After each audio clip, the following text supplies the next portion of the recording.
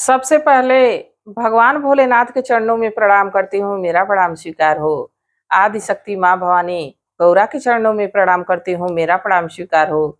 सभी देवी देवताओं के चरणों में प्रणाम करती हूँ, मेरा प्रणाम स्वीकार हो। आप सभी गुरु भाई गुरु बहनों के चरणों में प्रणाम करती हूँ, मेरा प्रणाम स्वीकार हो। गुरु भाई गुरु बहनों, आप लोगों के सपोर्ट से, आप लोगों के साथ से महादेव की कथा और शिव भक्तों तक पहुंचती है।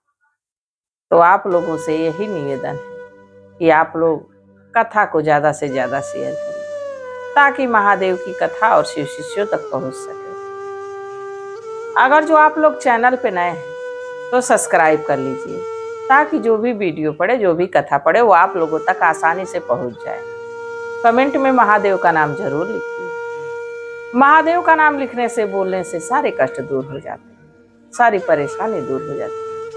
तो महादेव का नाम जरूर लीजिए। और एक सबसे महत्वपूर्ण बात कि जिस गुरु की आराधना हम कर रहे हैं, जिस गुरु की वंदना हम लोग करते हैं, क्या उनके 3 सूत्रों का हम पालन करते हैं कि नहीं करते हैं? नीलम दीदी, हरिंदर भैया यही तो बताने की कोशिश किए, यही तो समझाने की कोशिश किए, और उसी मार्ग पे हम लोग भी चल रहे हैं। तो 3 सूत्रों का पालन। पहले में प्रभु से यही कहना है, भगवान से यही कहना है, गुरु से यही कहना है कि हे शिव गुरु, हम आपके शिष्य हैं, आप हमारे गुरु हैं, हम पे दया करिए, हे प्रभु दया करिए, दया करिए प्रभु। दूसरे में भगवान की चर्चा करनी है। आपसे कोई भी मिले, दोस्त मित्र, आपके परिचित अपरिचित कोई भी मिले, नमः शिवाय के साथ उससे बात करनी चाहिए और उनको बताना चाहिए, उनसे पूछना चाहिए कि क्या आपने शिव को गुरु बनाया है। अगर जो नहीं बनाया है तो बना लीजिए, शिव को गुरु बना के देखिए, जीवन कितना सुखमय हो जाता है। तो यही तो है चर्चा। और तीसरा में भगवान का नाम उच्चारण करना है, भगवान का नाम जपना है, नमः शिवाय का जाप करना है। जब ये तीनों चीजें अपने जीवन में हम उतार लेंगे, अपनी आदत में बना लेंगे, तो ऐसा मार्ग है कि इस पे चलते हुए भगवान कैसे हमारे पे दया करेंगे, ये कभी आप समझ भी नहीं पाएंगे।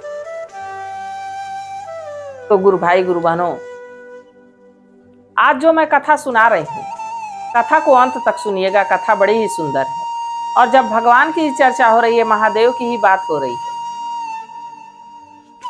तो कथा तो सुंदर होगी। तो प्लीज आप लोग अंत तक कथा को सुनिएगा। देखिए, एक गांव में एक गुरु बहना रहती थी। गुरु बहना का एक लड़का था, उनके पति इस दुनिया में नहीं थे। वो बड़ी मेहनत करती अपने बेटे को पालने पोसने में। अपना खर्च, अपना खान पान तो किसी तरह चल जाता है, पर बच्चे रहते हैं तो बच्चों की सुख सुविधा के लिए कड़ी मेहनत करनी पड़ती है। तो गुरु बहना अपने बच्चे को पालने पोसने के लिए घरों में झाड़ू पोछा करती, घरों में जाके दूसरों का काम करती, ताकि हमारे बच्चे को अच्छा जीवन मिल पाए, अच्छा भविष्य मिल पाए। धीरे धीरे समय बीतता रहा।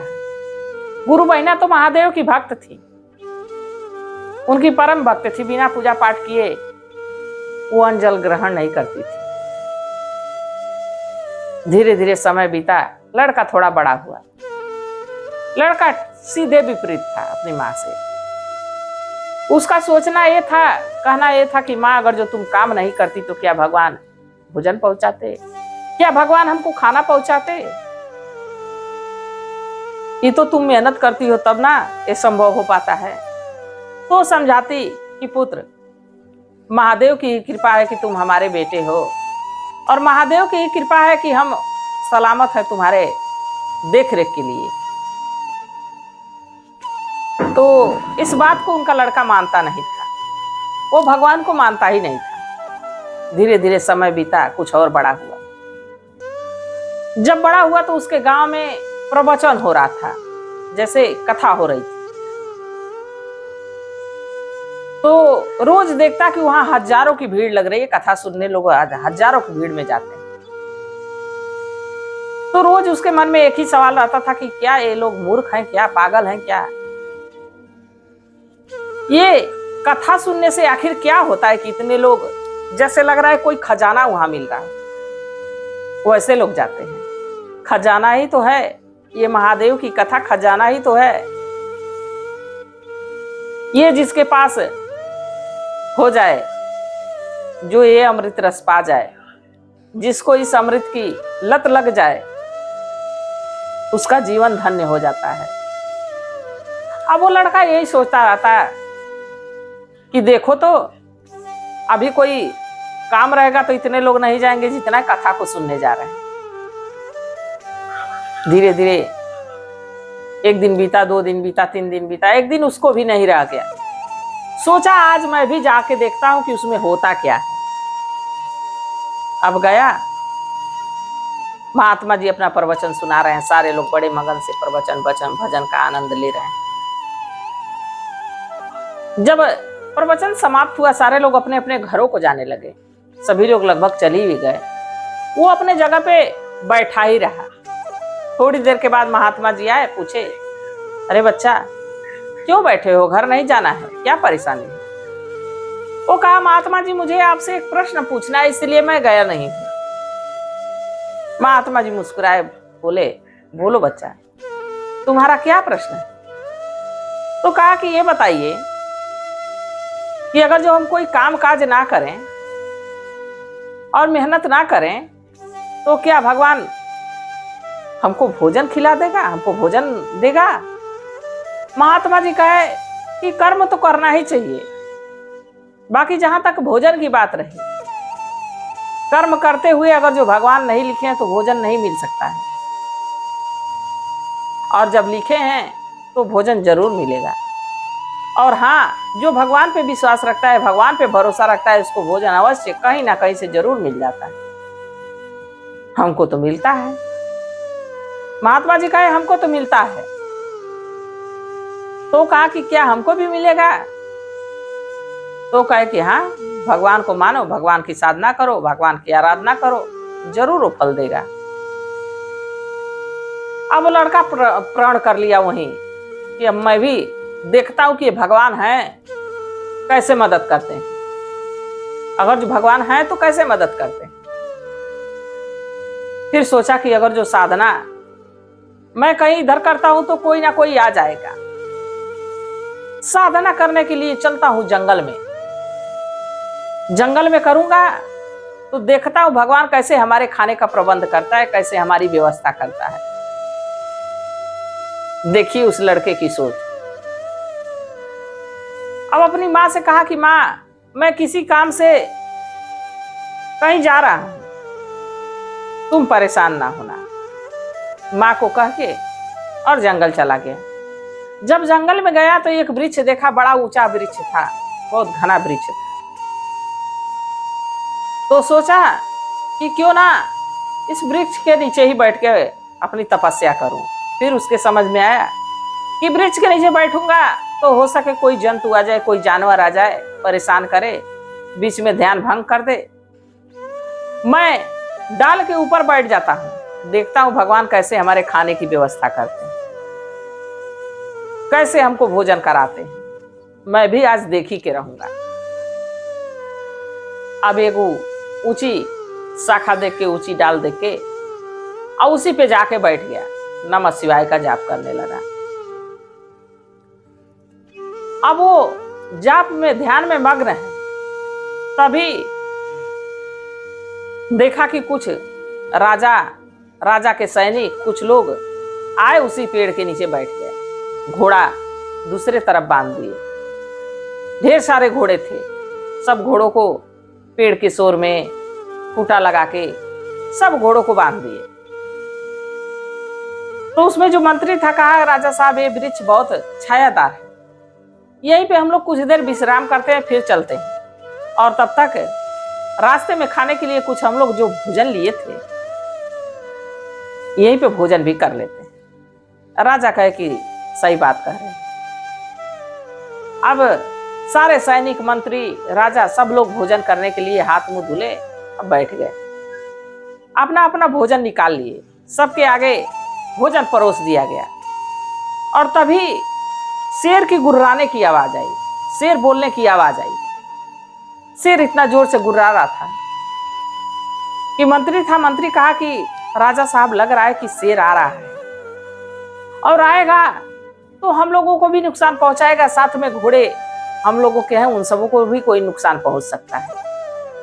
आखिर वो खतरनाक जानवर रहता है। राजा कहे कि ठीक है, तब यहां से निकलना ही ठीक होगा।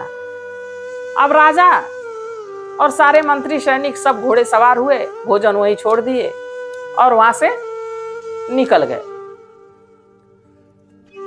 अब वो कहा, जो ऊपर डाल पे बैठा था लड़का, कहा कि खाने की तो व्यवस्था हो गई, खाना तो आ गया, मानता हूं खाना आ गया, पर देखता हूं खाना तो नीचे है, मैं तो डाल पे बैठा हूं, हमारे खाने का प्रबंध कैसे भगवान करते हैं। अभी भगवान को ही देखना है कि भगवान कैसे करेंगे।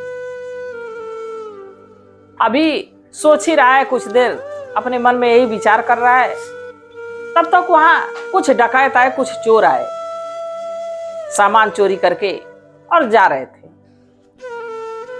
तो थक गए थे, रात की चोरी किए थे, दिन में वो सब सोचे इस पेड़ के पास सुनसान इलाका है, जंगल है, इसी पेड़ के पास हम लोग विश्राम कर लेते हैं।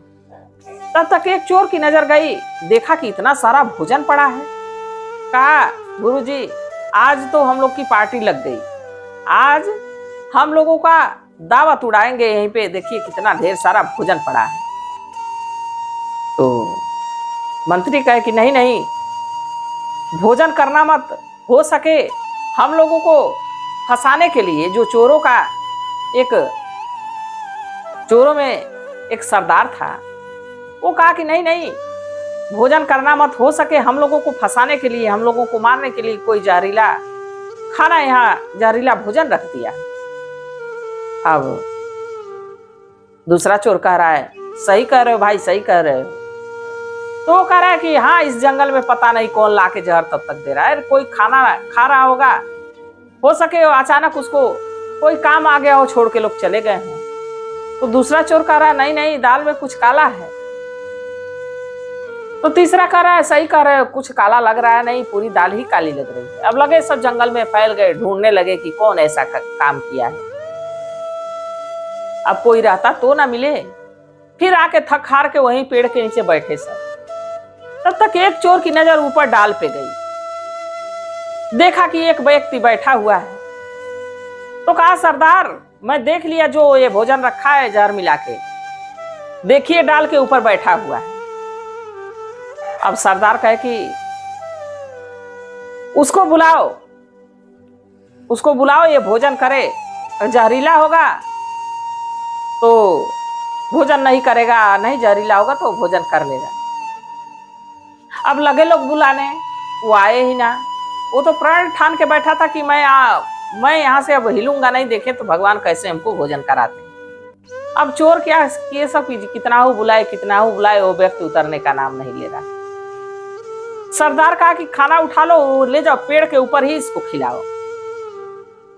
अब चोर, 2-3 चोर मिले, भोजन उठाए, सब में से थोड़ा थोड़ा उठाए और लेके डाल के ऊपर चढ़ गए। कहे कि खाओ इस भोजन को। वो कहा, मैं नहीं खाऊंगा। अब वो लोग जबरदस्ती उसको ठूस के खिलाए कि खाओ, जहर मिला के हम लोगों के लिए रखे थे कि सारा जितना हम लोग जेवर लूटे हैं, जितना हम लोग धन लूटे हैं, सब तुम ले लोगे, तुम बड़े चालाक बन रहे हो। अब भोजन तो उसको करा दिया, वो तो भूखा था ही, वो भी अपना चाव से खूब भोजन खाया। वो तो जान ही रहा था कि ये तो राजा का भोजन है, देखा ही था। भोजन कर लिया, इसके बाद सब चोर भोजन किए। तो कहे, ये बताओ कि ये भोजन आया कहाँ से और तुम इस डाल पे क्या कर रहे हो? तो कहा कि मैं भगवान से प्रण ठान के बैठा था कि देखे तो भगवान हमारे खाने की व्यवस्था कैसे करते हैं। और ये जहां तक भोजन की बात रही, एक राजा का भोजन है। राजा है, तभी शेर गुर्राने की आवाज आई। राजा के सैनिक तो चले गए, भोजन ही रह गया। और उतने देर में आप लोग आ गए। आप लोग ने सोचा कि जहर भरा खाना है, तो भोजन हमको करा दिए। तो मैं तो मान गया कि भगवान हैं और खाने की व्यवस्था वही करते हैं। चोर कहे कि कैसे? तो कहा हमसे महात्मा जी कहे थे कि जन्म दिए हैं तो खाने की व्यवस्था वही करते हैं। तो मैं तो भगवान को नहीं मानता था, बाकी आज मान गया। इस बीहड़ जंगल में भी भगवान हमारे खाने की व्यवस्था कर दिए। चोरों ने भी वही प्रण कर लिया कि आज के बाद हम चोरी नहीं करेंगे। जब भगवान अच्छा कार्य करने पे खाने की व्यवस्था कर देता है तो ये पाप करने की क्या जरूरत है? लोगों को लूटना, मारना, पीटना, ये सब क्या करने की जरूरत है? आज से भाई हम लोग भी चोरी करना आप छोड़ देंगे। आज से हम लोग सद्मार्ग पे चलेंगे। आज से हम लोग लोगों की मदद करेंगे। आज से हम लोग किसी को लूटेंगे नहीं।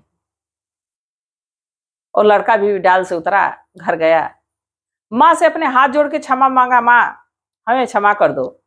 आज से मैं भी महादेव को गुरु बनाता हूं और आज से मैं भी महादेव की सेवा में रहूंगा, महादेव की अर्चना करूंगा, पूजा करूंगा। आज से हमको विश्वास हो गया, भरोसा हो गया कि हैं भगवान। तो दोनों माँ बेटे मिलके महादेव को गुरु बना लिए, उनकी पूजा अर्चना करने लगे। धीरे धीरे कुछ दिन में वो लड़का अपने मेहनत के बदौलत धनवान बना। तो गुरु भाई गुरु बहनों, जब वो चोर सुधर सकते हैं, उदंड लड़का सुधर सकता है, तो हम और आप इस कथा को सुन रहे हैं, हम सुना रहे हैं, हम लोगों को समझ में आ रहा है कि प्रभु हैं, तो हम लोग क्यों नहीं सुधर सकते हैं? तो अपने मार्ग को सुधारना चाहिए। जब ही से बुद्धि आ जाए, जब ही से विवेक जग जाए, तभी से भगवान की याद में, भगवान के लिए कुछ समय निकालना चाहिए। तो गुरु भाई गुरु बहनों, आप लोगों को कथा कैसी लगी जरूर बताइएगा। मैं भी महादेव से यही प्रार्थना करती हूँ कि हे भोलेनाथ, हे शिव गुरु, जो इस कथा को देख रहा है, सुन रहा है, उन पे अपनी दया दृष्टि बनाए रखिएगा। सदा उनको खुश रखिएगा, स्वस्थ रखिएगा, मस्त रखिएगा। इसी कामना के साथ हर हर महादेव।